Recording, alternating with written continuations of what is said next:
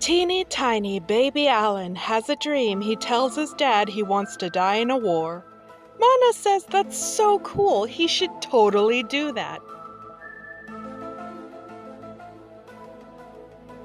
With that fatherly advice out of the way, Alan returns to the world of the living with a brand new steampunk-themed dead people detection device. And turns out, Iliad is an Akuma! Lavi lights Crory on fire, hoping that even though he isn't a vampire anymore, he's still weak to searing hot flame. You're insane! What's wrong with you?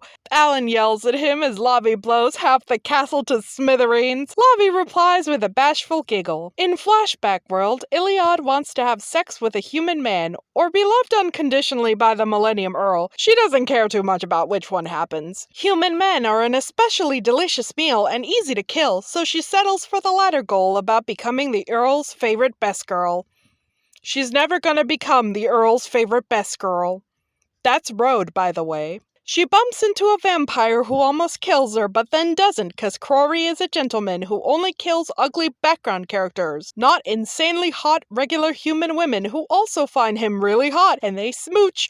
Ooh, someone's got a crush. Alan's devil powers have become too strong, so now everyone can see that Iliad is a ghost. Aw man, this is so scary. Crory, kill your wife! Kill her! Kill her! Kill her! Kill her now! Damn it! The Doom Killer flowers return! Aw damn, I know these flowers. Okay, so how do we stop them? They're Fujoshis. The only way they won't eat us is if we start furiously making out. What? But I just flirted with a woman. And I keep saying Lena Lee is cute, in a definitely non-platonic way, so we both really don't want to do this. Yeah, absolutely. 100% never ever want to make out with you, Alan. I mean, we did just meet. That would be weird. Yeah, we just met. That would be really weird. But then again, if we don't, we'll die. I mean, just this one time to save our lives couldn't hurt. And nobody has to know, especially not Bookman. Yeah, I guess you're right. Well, the married couple smack each other around talking big game about how they both had the strongest powers ever. And I totally could have killed you whenever I wanted to.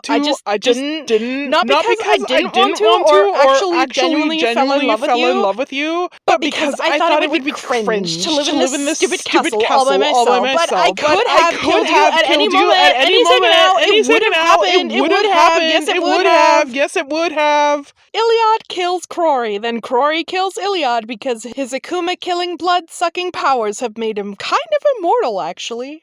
Crory cries and cries and cries and cries and cries and cries forever about killing his wife, and then says the only way to make up for this horrendous sin is killing himself and two lads. Alan yells at the grown man, who is now a widow, to get a job instead. Getting a job at the Black Order will always fix everyone's problems. Lavi, who has two jobs, definitely doesn't agree with this, but does not say anything, too afraid to get beat up by Alan. In Flashback World, Cross sends the Black Order a job application signed by Crory, but doesn't explain to him what that means. And then Crory destroys his castle anyways because it's a lame-ass reminder of the horrible times he spent in there. And after all that, Cross isn't even here. Aw, damn, gotta keep looking for him. On a phone call, Kamui tells Lavi that the Order did indeed receive Crory's job application, but since he's a big, strong man, unlike Miranda, he can start working right away instead of training his powers. Alan compares himself to an Akuma, and Lavi experiences empathy for the first time in his life, which of course is an illegal emotion to have, as stated in the Big Man Book of Bookman Rules. Lena Lee has a nightmare that she and Alan's evil twin brother are the only people left alive.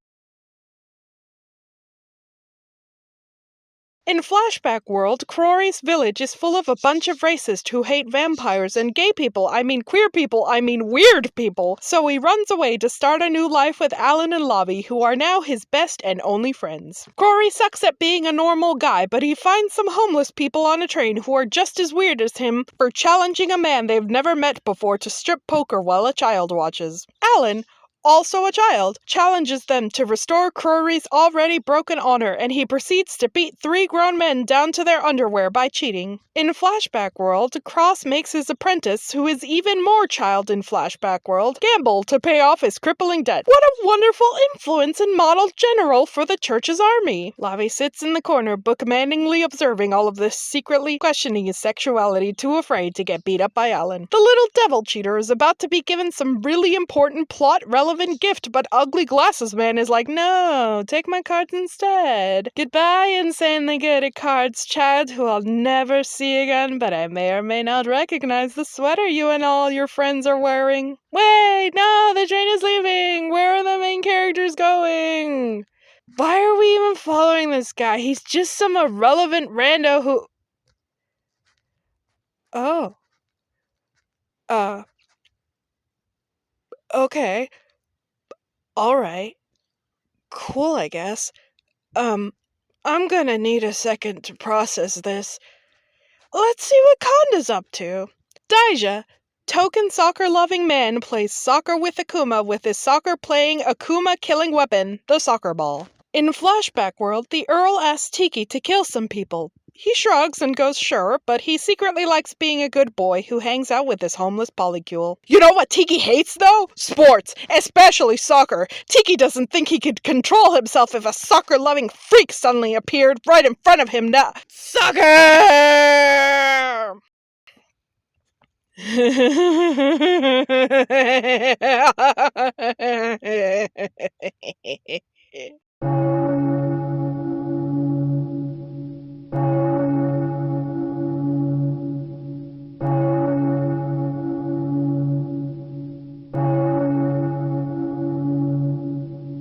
Konda and his remaining brother Madi find General Dad and tell him the horrible news that they all suspected Daija's soccer addiction would get him killed one day. Oh, Daija, he did always love pronouncing my name wrong. Tidal sobs for 2 seconds, then says he's gotta keep on his important mission of finding some more death fodder. Turns out the Nuzlocke all the generals play at the same time is going really, really bad. Ugh. Stupid old man. Fine, we'll go with you. All the apprentices from Cynthia Pokemon's and the funniest character in this manga units are dead. None of them survived. None of them. We just can't seem to find Suman Dark's body for some reason, but I'm sure it's around here somewhere, probably mixed up with the hundreds and hundreds of finder corpses. And if other finders complain about the massive loss of their numbers, they'll join the pile. For a second, Kamui wonders if the war is even worth it if all his friends and loved ones have to die. He concludes that yes, all this pain and misery and suffering is 100% worth it. He can't worry about the fact that his baby sister is a soldier on the front lines. Don't worry about it, don't worry about it, don't worry about it, don't worry about it, don't worry about it, don't worry about it, don't worry about it. It's China time, and Alan is overworking his weapon, a thing that is only possible to do because he is a parasite-type exorcist. Somewhere in Thailand, Tiki decides that the stakes aren't high enough. After 4 days of pointless searching, Tinkampi says Cross isn't even in China, but maybe he's in Japan. Tim, are you just trying to get to Japan as to not have to pay an arm and a leg for shipping D.Gray-Man merch overseas? Asks Alan. Tinkampi refuses to answer the question. Now the Cross unit needs a boat because none of them ever learned how to swim. They meet Anita, the queen of boats, whose mom was into Cross, and when she died, she got into Cross, and doesn't think Cross is dead because he's too cool and awesome to die. Alan thinks Cross isn't dead because he's too annoying to die. Just before sailing off to sea, Lena Lee makes one last call to the Black Order, as no one thought to bring a finder, the only people allowed to know how phones work, on the scavenger hunt, and who knows when she'll ever get to talk to her brother ever again. Reaver picks up instead and tells her to be careful because a lot of people died.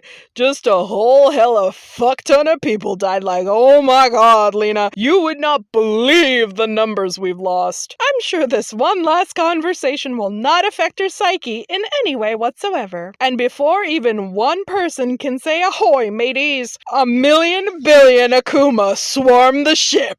In the next volume, who the hell is this Suman Dark guy?